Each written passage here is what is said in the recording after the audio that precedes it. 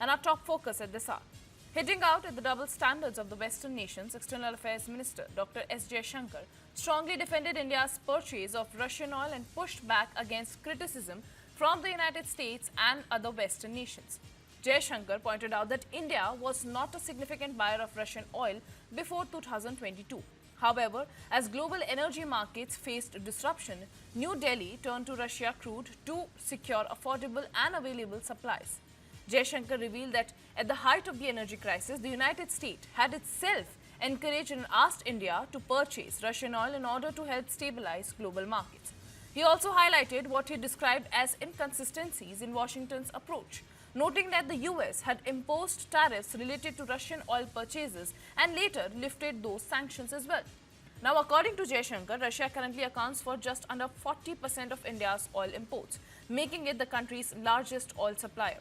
He also added that the United States now has emerged as India's largest supplier of natural gas, replacing Qatar, which held that position until earlier this year. Listen in. I'd make two observations. I buy oil. I buy oil based on cost and availability. So at that point of time, much of the oil available on the market was Russian because Europeans were essentially buying up the Middle East oil, which was our traditional supplier. So circumstances pushed us in a certain direction. But since you spoke about moral ambiguity, I would say this, no European country has been attacked with Indian weapons.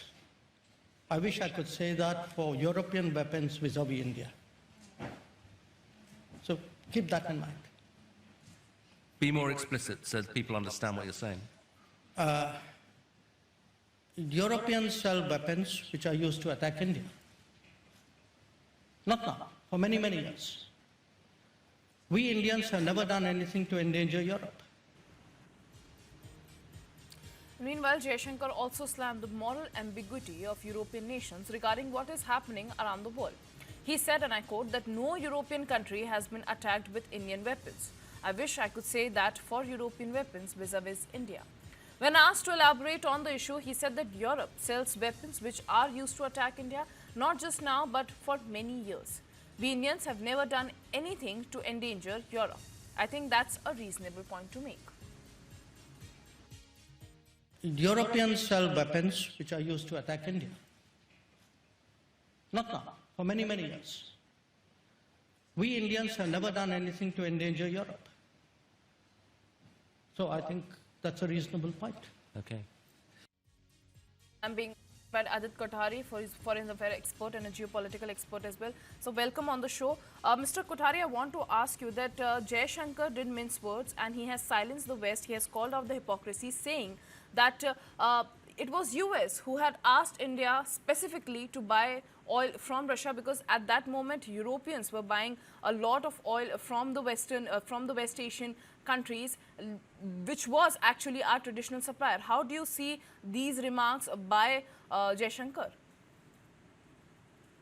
So he's basically exposing the hypocrisy of the West and specifically the American regime at this point, because we'll all recall that there was this Nikki Asia article way back when India was actually buying Russian oil, and there was a lot of pressure, a lot of chatter within the European policy circles as to why is India actually buying Russian fuel, fueling Putin's war against Ukraine. At that point, Nikki Asia's article basically pointed out that it was actually India which is doing the globe a massive favor by buying up Russian oils, by then concurrently dampening the oil markets and keeping them at a stable level.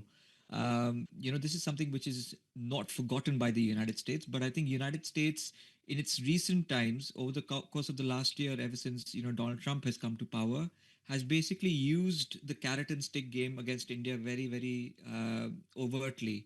And they've used this as an excuse to basically